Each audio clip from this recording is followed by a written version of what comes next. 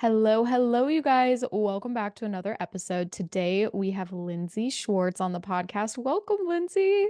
I'm so excited to be here. Oh my gosh, thanks for taking the time. I know we were just talking about how it's not warm for you, but I'm like, it looks so sunny and bright for those that are watching video. I'm like, it looks Optical illusion. lovely. Yes. So, for those that don't know you yet, could you give us a little introduction on yourself? Sure. I'm like, depends on the day. Who do I want to be today? People would know me best for being the founder of Powerhouse Women. I host the Powerhouse Women podcast and live event. And all that really means is my heart really beats for creating community, specifically for ambitious women, fellow women who just know that they're here on this planet meant for more. And what I realized in my own journey as an entrepreneur is I didn't have a lot of people around me who really understood how big my goals and dreams were. And until I found community, until I started to create community around me, it felt really lonely. I felt like I was the weird one. I wondered if there was something wrong with me, if I should just be happy with the life that I had, which was great. I just couldn't deny this feeling inside that I was meant for more. So, a little over 6 years ago, I started to have more conversations with women in my life who were feeling the same way. And now here we are, almost 7 years later, and we have a global community of women that have proved that I wasn't alone in feeling that way. And I feel like it's just something that, regardless of whether it's you can relate to that, you're an ambitious woman who's looking for other people who relate. If you are someone who has a big purpose on this planet, it is vital that you surround yourself with other people who are not just going to support you, but who are going to encourage you to dream bigger because we are such a product of our environment. Oh my gosh, I am like that already made my heart just like warm and fuzzy because I think being an entrepreneur who owns their own business, I think can be one of the like loneliest things ever. I have been having so many conversations about this lately because I was on the West Coast before, and there's a bit more of a sense of community on the West Coast in the creative spaces than there is here on the East Coast. Everyone works corporate here. It's a really competitive work environment, and that has its pros as well. But I have never felt more like a solopreneur, or whatever you want to call it, than Yeah. living here on the East Coast. And it's been very daunting. So I'm like, I'm so excited for this episode already because I'm like, I need to hear this. Because I think like the first thing that comes to my mind, and I'll just ask my own questions because I figure everyone else has the same ones. Same. Like, where do you start? How do you even start? Yeah. Because it feels so daunting, especially like I'm in my late 20s now. And so I'm like pretty settled, and like I'm feeling more and more settled in my life and my Hmm. friend groups and things like that. But it's so funny today's episode was today because literally yesterday on my stories I posted saying like I'm having a really hard time finding community in the creative space in New York. Like I want to build more of a creative space. So this was the longest spiel ever to ask my first question. No, it's so relatable though. Yeah, It like is. how do you And get started? it's so funny because what you're describing, and it sounds like the season of life that you are in, was me when I first moved to Arizona, where I live now.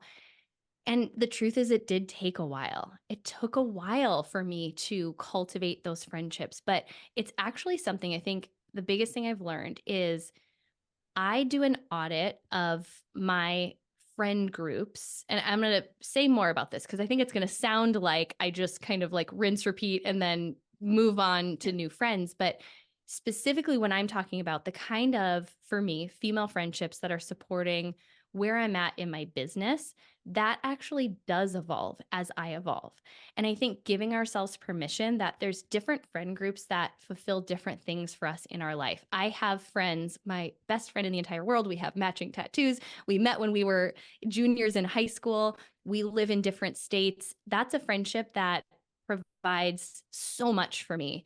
And it's a friendship that has evolved into different seasons of my life. I have others that haven't evolved with me. And I think that's the fear is like there's something wrong with us if some of our friendships do start to evolve or we don't have the same kind of closeness that we once had. And it's actually normal. If you are a human being who's on a growth journey, you're not evolving at the same speed as everyone in your life. And so what I've realized is I need different support at different stages. So where you find them. When I was new to Arizona, I went to all the things, went to all the networking groups. I was the weirdo who would DM people who I just liked their vibe. Like on back then it was on Facebook, Instagram wasn't even as big of a thing. And I had so many first friend dates that didn't go beyond a first date. Mm, Went to coffee, we connected, and maybe the person was lovely and there was, we're still connected on social media or things like that, but it wasn't necessarily like a perfect match in terms of we have the same goals in this season, we're willing to work at the same speed, and we kind of have similar needs and challenges. So when we're talking about supporting ourselves in pursuing our big ideas, I actually just did a podcast on this. I've kind of broken it down to there's four things I realize I need. And this is I think where the slight edge difference between people who really catapult to the next level and do so in a way that like you just see them collaborating together. They don't look like they're this lone wolf, like get out of my way, I'm self-made. mm, You see them like rising together. It's because I think we need different kind of expanders in our life. We need people who really normalize our really big dreams. Like if I can't share my wildest, craziest version of like, wouldn't this be cool if? And you're going to be like, oh, yeah, you could totally do that. And let me make this connection for you. And have you read this book or listened to this podcast? When it's kind of met with like, oh, that's mm, nice. Nothing wrong with that. Listen, most of my like immediate family has no idea what I do for a business. But if I don't have places I can share my biggest, wildest dreams with, then I'm going to subconsciously keep myself smaller. So mm, I need people like that. I need people who normalize the challenges I'm going through, and I need people who really normalize the level of ambition that I have. So I look for people who have that type of energy, whether it's online, whether it's at networking events. I go to a lot of events, especially in my earlier season, meaning a lot of times I was getting on a plane and flying to other cities if I didn't feel like I had that community right where I was. mm, So it takes a little bit of effort, but I think that the key is to pay attention to energy. Notice where you feel an energy match and trust that there's a reason why you're being pulled toward that person's energy, whether it's that that person is a direct connection for you, or like let's say there's a person online who's like an aspirational figure for you. Look at who's in their community because there's something about them that pulls a certain person into their world. And mm, if you start to like connect with their other followers on Instagram and look at what they're doing, it's almost like you have to be a little bit of a detective, but I think energy for me always speaks the loudest. And a lot of my actual like close girlfriends today are people who it started with a DM just saying, this is going to sound so weird, but I love what you're up to. I love your energy. Would you ever want to hop on Zoom for 15 minutes and just talk about how we could support each other That's and so brave. being okay to be not answered or to, have someone read the message and you could see that they read it and not answer, but that one yes could change everything.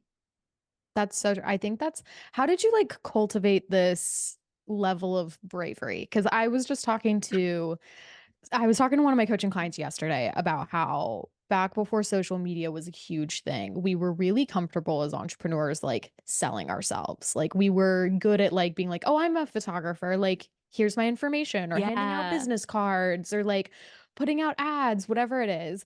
And we're not anymore. Like we've kind of gotten really accustomed to people coming to us. And I've noticed that that's kind of bled Mm, into a lot of aspects in my life, is that I'm so used to like what I need or want being at my fingertips and either being findable through an app, or like I don't have to put myself out there that often if I don't want to. And I think it's really lowered my like threshold for being uncomfortable and putting myself out there, because I'm like so yeah. used to just like sticking in my routine and like letting what needs to come to me.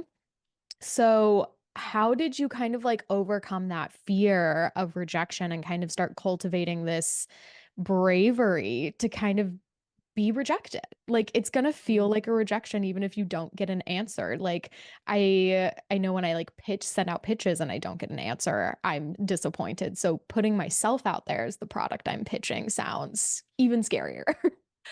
I mean, to be totally honest, I still feel fear around that. I still feel my feelings get hurt if I'm in this stage now where, similar to what you're saying, because of the brand I've built, I have more people coming to me maybe than I'm reaching out to. And anytime I'm in a situation where I'm reaching out to someone, I still feel that exact same way. And I think just normalizing that, especially if I don't know about you, but I am more of like that extroverted introvert. Mm. I appear like I'm super social and I have that side to me, but I also have like a total hermit side where I just want to be alone and not reach out or talk to anybody.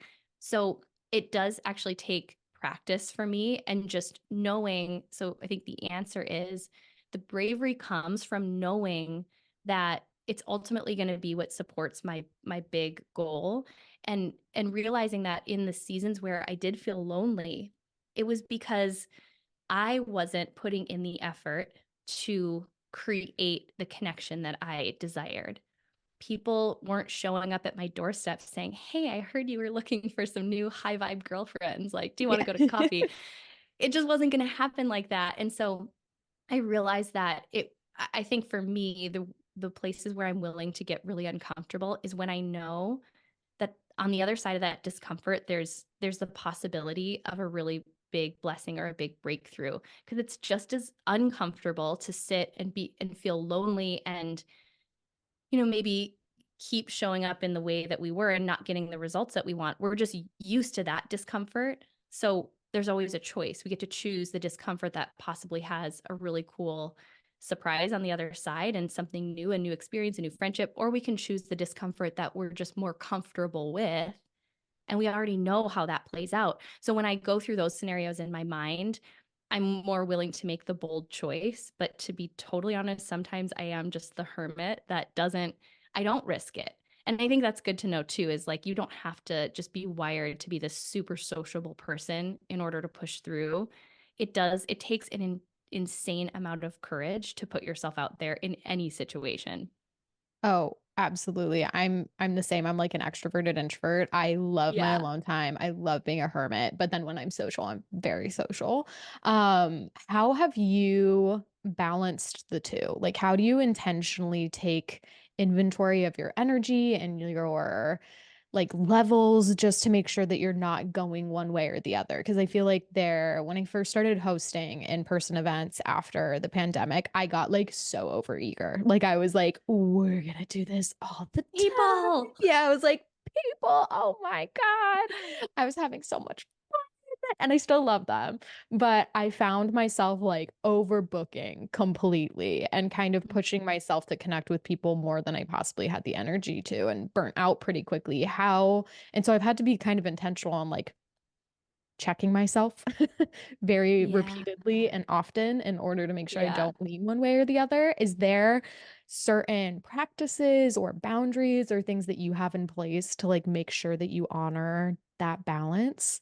Oh my gosh, I've so learned this the hard way and I still mess it up all the time. Meaning, I'll look at my calendar and I'm in maybe like maybe it's a day that the requests are coming in, like whether it's the request for me to be somewhere or, hey, we're hosting this thing, or I'm talking with my team, like, yeah, let's do this event. And I'm in a great feeling mood, like have tons of energy that day, well rested, well hydrated, all the things. But then I'm putting things in my calendar for a few months from now, not paying attention to the other things that are around it, Hmm. and find myself showing up to that thing I committed to totally depleted because I didn't look at the fact that the week before I was traveling. And then so I've had to learn by being in the situations where I'm like, oh, I do not want to show up today. Okay, what happened when I was scheduling this that I wasn't mindful of? And how can I look ahead and make sure that I'm taking that into consideration the next time around? But you want to know the biggest thing? This is actually what popped into my mind when you asked the question. Are you familiar with human design at all? Yes, a little. I'm Okay. like, I Okay. want to get back into it. So human design is essentially it's been a really helpful tool for me to understand how I'm wired and what my yes and my no feels like, because I'm originally from the Midwest, Wisconsin, and I'm just like very much a people person and almost like previously teetering on people pleasing. So I would say yes because I felt like that's what people wanted me to do. And then I wasn't listening for whether or not that was a yes for me. So a couple of things that have helped. If you are also like recovering from people pleasing tendencies, number one is realizing I don't have to make a decision right then in that moment. Like, even if someone is saying, hey, do you want to go to dinner? Hey, can you come to this event? Or again, it's my team and we're saying, let's do this event. I'll say, great, this feels really exciting right now. I'm going to sleep on it. Let me Mhm. see how I feel tomorrow. And I just give myself that little bit of a pause. But then where human design comes in is there's a piece of human design once you put in your birth date, like the exact time you were born. I won't get deep into like what it is. You can look it up and research it more. But there's something about what your human design profile shares with you that will really give you insight into how your intuition speaks to you. For me, it's a gut feeling, and it's a clear yes or no. It's not a maybe. And if it is a maybe, it's usually a no that I'm not willing to To like. admit. I My mind says, "Oh, that could be such a great opportunity. Yes, I really want to do that." But my gut is like, "F no." Like, that is so cute that you think you want to do all that. You don't. And it's been tricky because sometimes it's even like with people, and I'll just get like a, nope, that person's just not for you. Mm. And that from a, recovering people pleaser can sometimes feel like, oh gosh, like now I have to risk being the asshole and say, I actually don't want to get coffee, nor do I ever want to get coffee with you. And just trusting that like sometimes it really is a no. So, how I discern is I've had to learn the hard way when I find myself in moments where I'm like, I'm just more depleted than I would like to be. What led to me making the decision to pack so much in this week, and how can I take different steps in the future? And then really listening to my gut intuition for me is the strongest of saying, okay, this opportunity is on the table. It might logically look like, oh, this is an opportunity you should never pass up. For whatever reason, my gut is saying like it's no, or at least a not now. And trusting that, not overthinking it, has really been a cool experience in really just the last 2 years for me. Because before, I was kind of like you're saying, I just got really excited. I can get excited about a lot of things, but then when I go to do them, I don't want to do all those things like at Yeah, all. it catches up to you very quickly. Yeah, yeah, so true. So I love this idea of, do you like use human design and like energetics in both your personal and professional relationships? I would love to kind of hear about how you navigate that crossover or like the space in between them, because I know a lot of people have different stances on the way that they intermingle their professional and personal lives and relationships. What does that kind of look like for you? How do you navigate that? Ooh, okay. I feel like I love this topic. Say a little bit more about the intermingling. Like, what specifically I'd love to would know, would be like, most helpful to people? yeah, I'm like, I think I would love to know, like, if you approach relationships when you're networking as like, hey, let's strictly be networking friends, or like, let's be friends in general, or how do you let those friendships Yeah. cross over into personal? Because I know some people are really hard on keeping them professional, or like they only want to make friends. Like, how do you personally kind of navigate that? Because I Yeah. know it can get complicated kind of quickly. It's been tough because my one of my greatest strengths and why I've been able to cultivate the community that I've cultivated is I love people. Like sitting here with you, getting to meet someone new and get to learn a little bit about you is actually one of my favorite things. And I realize that I'm not able to be like a 100% friend to every single person that I meet. So, a couple of things that have helped me, especially if you're in a position where I keep coming back to this, like recovering people pleasing. I think that's where the discomfort of it really came from. I was putting an unfair pressure on myself that I had to be everything to everyone, instead of realizing that my actual greatest strength, and this might be someone else's answer too, is I don't have to be everyone's really close friend. Actually, the biggest the biggest thing I offer people by cultivating the community I have is the opportunity to meet the person who will be that really close friend for them.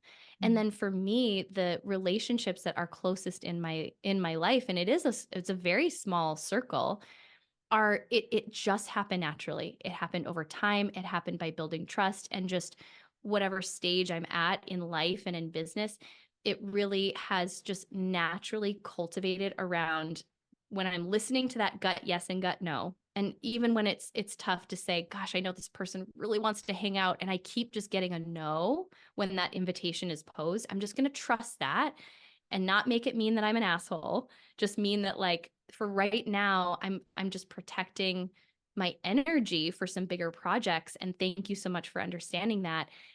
I think that's where the balance has kind of found itself. It works itself out.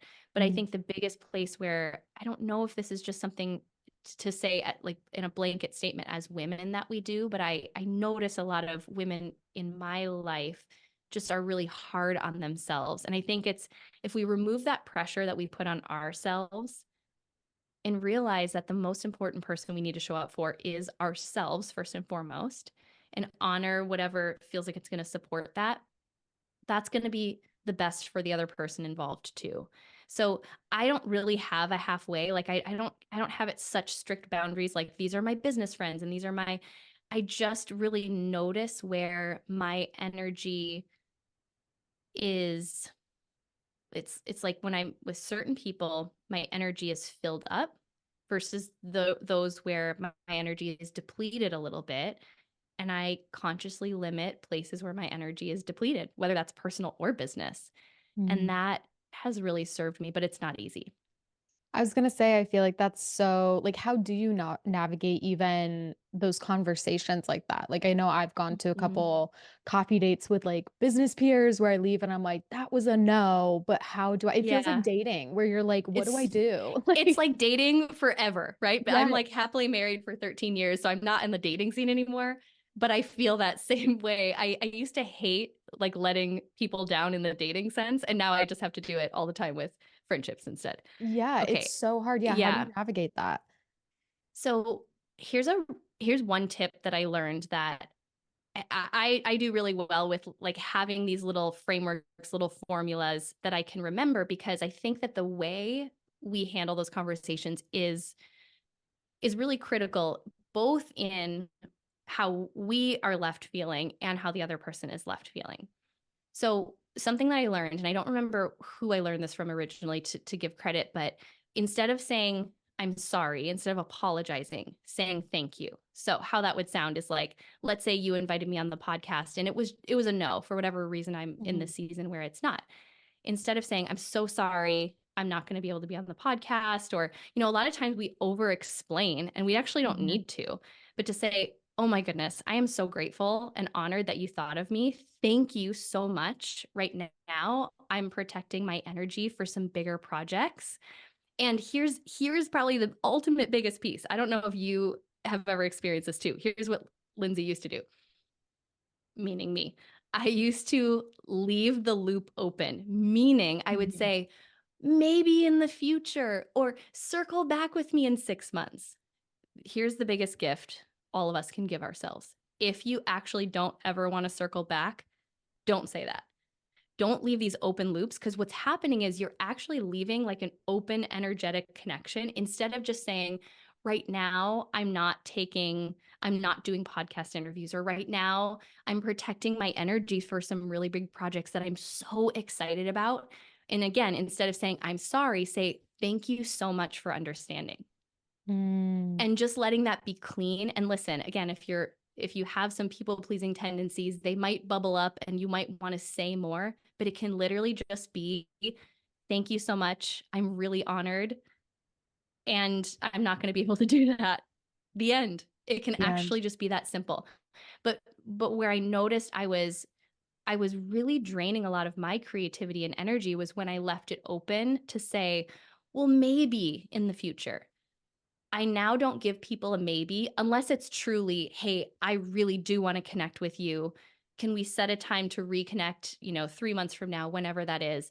And that's very few and far between. When I realize my no can just be a no, and that's okay, but I could leave people feeling seen by me, it was so empowering. So that's what I do now, replacing the apology with a thank you.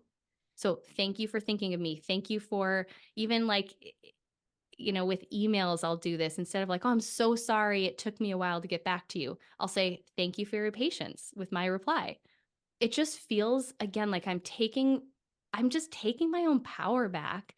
And ultimately, the number of people that I've said no to that have come back and said, the way that you said no was actually the biggest lesson I didn't even realize I needed. Like, that was ultimate permission for me to say no like that, is honestly what the people pleaser in me needed to hear, was that I was actually doing people a disservice by saying yes to things that were actually a no and bringing half-assed energy into that interaction.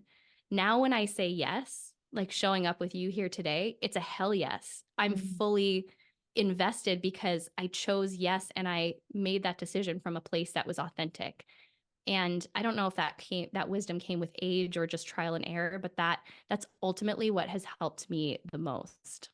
That's amazing. And I think also like it's such a good reminder that like the people on the other side also deserve someone who can give them that full energy. And so it's so important that you're true to that. Yes. Cause I know I've gone to like friend hangouts where I'm exhausted and I've like ended up I leave being like, I didn't contribute anything to that. Like that there's no way that was a fun hangout for them either. That was like a waste of their time. Like they deserved a more full and rested me.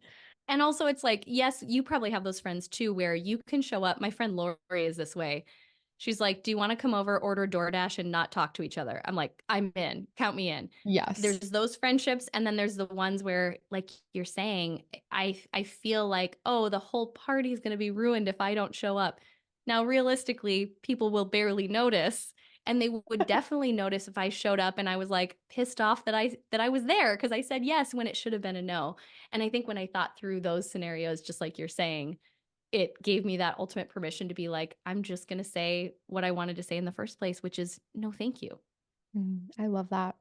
As we kind of like near the end of the podcast, I would love to know like what tips, like actionable tips you have for people who are wanting to like invest in community more, start expanding, discover slash bring together that like energy of bravery in order to put themselves out there. Like, what are some things that people can focus on either today or this week or this month, whatever the time frame is, but that people can start focusing on in order to start bringing in more intentional community into their lives? Yeah. I think it starts with what I was saying, is realizing that those people are not going to come and find you. But on the flip side, if you're craving that really authentic, really deep connection, there are people who want it and are going to be just so thrilled when you reach out and make that initial connection, initial introduction. And that it is kind of like dating. That's like a perfect analogy, that you might you might have to go on a couple of first friend dates before you really find your people. But for me, what has really helped is just getting out of my comfort zone and getting out of my normal routine, going to different places, even if it's as simple as like going to work at a different coffee shop. And if you notice, like, oh, that cool girl who always has great style is working here the same times I am, like, I'm just gonna be a weirdo and go up and like introduce myself to them, and just see like where there's a natural energy fit. I really have the belief that I know that I am a great friend. So when I was in those positions, I would really like hype myself up. I was like, people really will be lucky to be my friend because I I am love a very that. intentional, very focused friend. So then when I would get maybe like, I didn't really get rejected so much as sometimes I was like, oh, yeah, I just didn't feel like there was a huge energy match there. Instead of over analyzing it, like, what did I do wrong? I would just instead be like, okay, well, that just wasn't a fit for me. So I think that first and foremost, but here's the other piece, and this comes with some serious self-awareness. Be willing to look at where you have stories or beliefs, especially around female friendships, that don't align with the kind of friendships that you want. So when people say to me, like, wow, your community is amazing, it has such a different vibe and culture, women aren't catty and competitive, don't you find that women are typically like that? And I always just say, No. I mean, they just really aren't. Women in my world just really aren't catty and competitive. That's just not what I choose to see or focus on. And I think whether it's feelings of worthiness, like are you really worthy of friendships like that? Or did you see something else modeled? Or even just notice the way that you talk about, and I know we're focusing on female friendships here just because like that's kind of my world, but any kind of relationships or, if you want a romantic relationship, how are you talking about that? Are you saying there's no good ones left, or it's so hard to date nowadays? Or are you saying like my perfect match is out there and I'm sure they're being prepared for me just like I'm being prepared for them right now. It's only a matter of time. I just think there's so much to be said about, first being responsible for what we're bringing into relationships, including friendships, and be the type of person that you want to attract as a friend or a partner before you ever expect to find that in someone else. That's ultimately like the biggest cheat code. I love that. Do you have like specific ways that you like doing that self-work in order to feel like prepared for that? Ooh, that's good. Okay, so here's what I would give you as like a quick formula. So if you've ever sat down and done this for like a romantic partner, like made your list, like Mm. here's the kind of, let's say we're talking about like you want some badass female friends who are just gonna be those type of people to hold you accountable and talk really big dreams with you.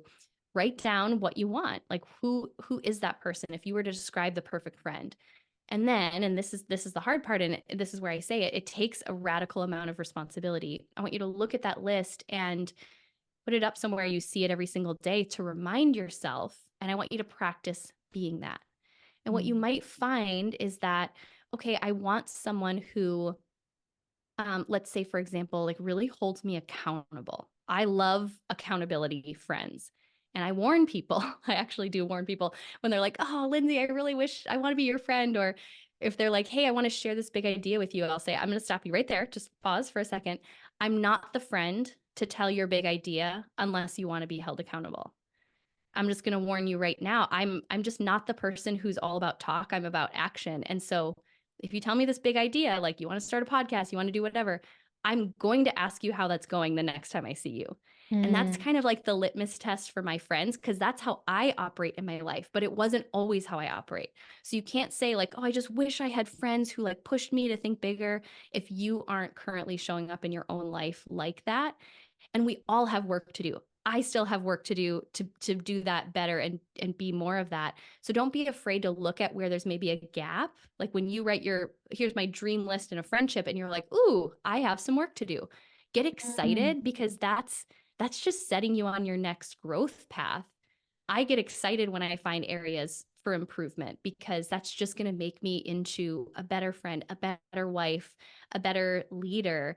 So don't be afraid to make the list and see areas where there's a gap and realize the more you practice being the kind of person you want to attract into your life, all of a sudden you're going to start seeing and connecting and finding those people. It really is kind of like magic, but it starts with that authentic place of are you being that first?